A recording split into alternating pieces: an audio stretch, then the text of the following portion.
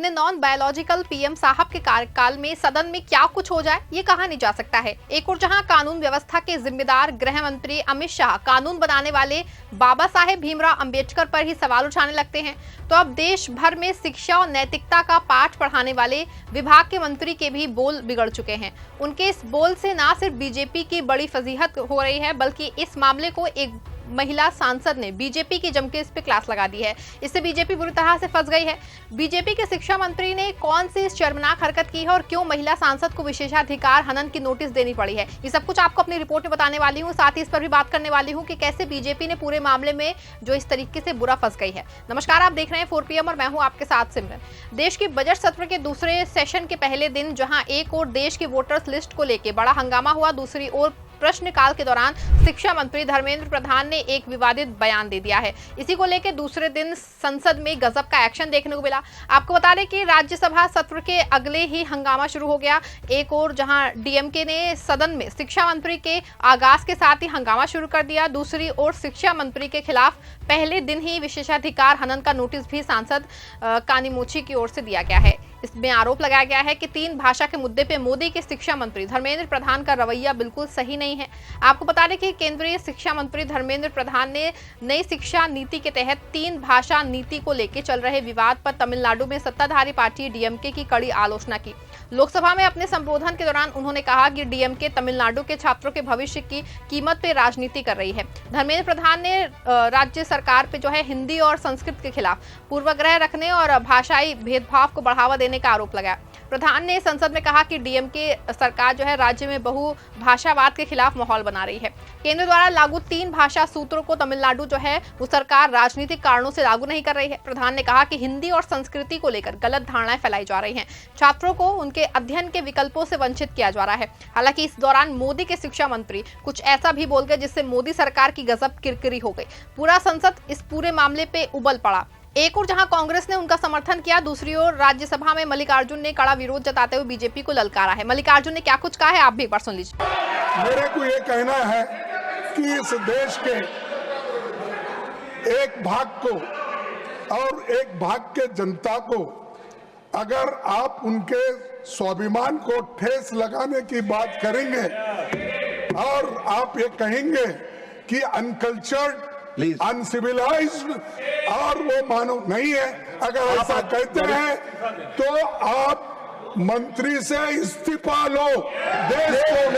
देश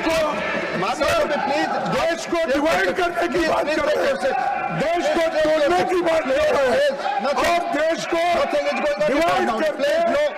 I'm not allowing that. Please, nothing is going on. आपको बता दें कि मंगलवार को राज्यसभा इस पूरे मामले को लेकर खूब हंगामा हुआ। वैसे ही सत्र का आगाज हुआ तो राज्यसभा में डीएमके सांसदों ने हंगामा शुरू कर दिया। सभी सांसद शिक्षा मंत्री से इस्तीफा देने और माफी मांगने की जो है मांग करने लगे और भारी हंगामे के बीच सदन को 12 बजे तक के लिए स्थगित करना पड़ा। डीएमके नेताओं ने इस आरोपों को खारिज करते हुए कहा कि तमिलनाडु की नीति तमिल प्रथम की जो है पहले से ही रही है और राज्य सरकार जबरन हिंदी थोपने के खिलाफ खड़ी है। डीएमके में आरोप लगाया है कि राज्य पर केंद्र जबरदस्ती हिंदी थोप रही है। सूत्रों के मुताबिक तमिलनाडु में हिंदी पहले से ही पढ़ाई जाती है। राज्य में सीबीआई के कुल 1459 स्कूल है, जिसमें से 1419 स्कूलों में तमिल पढ़ाई जाती है, जबकि 764 स्कूलों में हिंदी पढ़ाई जाती है और अंग्रेजी सभी 1459 स्कूलों में पढ़ाई जाती है। केंद्र सरकार और बीजेपी का आरोप है कि डीएमके नेता केवल राजनीति के लिए हिंदी भाषा को टारगेट कर रहे हैं। बाद में दोबारा 12 बजे के बाद शिक्षा मंत्री की माफी के बाद राज्यसभा की कार्यवाही चली। आपको बता दें कि शिक्षा मंत्री ने सीधे डीएमके पे भाषा को लेकर के बड़ा हमला बोला है। शिक्षा मंत्री ने कहा कि डीएमके का काम भाषा विवाद पैदा करना है। इस मुद्दे पे पार्टी राजनीति कर रही है। धर्मेंद्र प्रधान ने कहा कि डीएमके एक अलोकतांत्रिक और असभ्य पार्टी है। सुनिए धर्मेंद्र प्रधान की जुबानी उनके अमर्यादित बोल।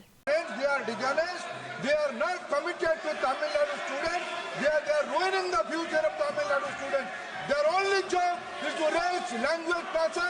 They are doing politics. They are doing mischief.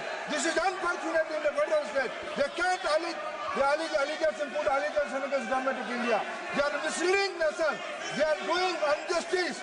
They are doing injustice to students of Tamil Nadu. They are ruining the future of Tamil Nadu students. They are not doing justice. They are undemocratic, uncivilized. They are undemocratic, uncivilized. हालांकि इस पूरे मामले पे DMK सांसद कानिमोझी ने पूरा मोर्चा लिया है। इसके जवाब में डीएमके सांसद कानिमोझी ने असभ्य कहते पे धर्मेंद्र प्रधान की जो आलोचना की और कहा कि हमें कभी भी केंद्र की शर्तों के साथ नई शिक्षा नीति और 3 भाषा नीति स्वीकार नहीं है। उन्होंने आरोप लगाया है कि केंद्र सरकार ने राज्य के 2000 करोड़ रुपए रोक रखे हैं ताकि हम पे नीति लागू करने का दबाव बनाया जा सके। कानिमोझी ने कहा कि राज्य के सीएम स्टालिन अपनी आपत्तियों से शिक्षा मंत्री और प्रधानमंत्री दोनों को अवगत करा चुके हैं। कानिमोझी के आरोप का जवाब देते हुए धर्मेंद्र प्रधान ने कहा कि अगर मेरी किसी बात से डीएमके के साथियों को दुख पहुंचा है तो मैं अपने शब्द वापस लेता हूं। इसी के बाद स्पीकर की ओर से बताया गया है कि मंत्री के बयान के उस हिस्से को रिकॉर्ड से हटा दिया गया है। देखिए सांसद कानिमोझी की आपत्ति और शिक्षा मंत्री का बयान। कानिमोझी जी।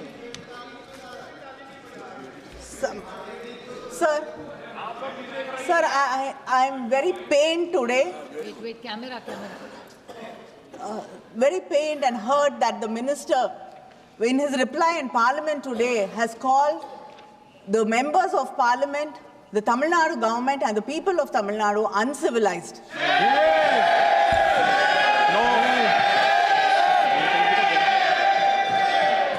Sir, and you've taken my name also, sir.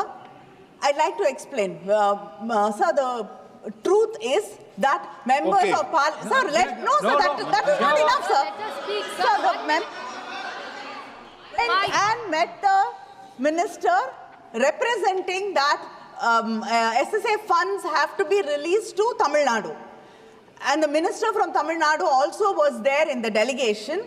And we had clearly said that we have issues with the NEP. We cannot accept it in full because 3-language policy is not acceptable to Tamil Nadu. Okay. And sir, the truth is, the CM of Tamil Nadu has written to the minister and the prime minister saying that we have issues with the NEP, it cannot be accepted in total and the funds have to be released and he's requested the funds to be released. Chief Minister of Tamil Nadu, he also given consent to go ahead. Later on, some internal issue came up. They only told me, informally they only told me, and that went back. This is unfortunate. Today, again I mentioned that thing, today is the 10th March. Let they come out with the MOU signing program. They are entitled, we don't have any issue with non-BJP states. As I said, Karnataka, Himachal, Punjab, all these states are getting PM3. They are also getting PM Poshan scheme as they have been allocated.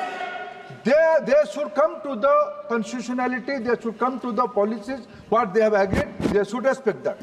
आपको बता दें कि पिछले दिनों देश में नए परिसीमन को लेकर के हंगामा मचा हुआ है। दरअसल जो है पूरे नए परिसीमन में दक्षिण की आबादी घटने के बाद वहां की नए परिसीमन में सीटें भी घट जाने के आसार हैं। ऐसे में वहां पे भाषा का नया विवाद जो है खड़ा हो गया है।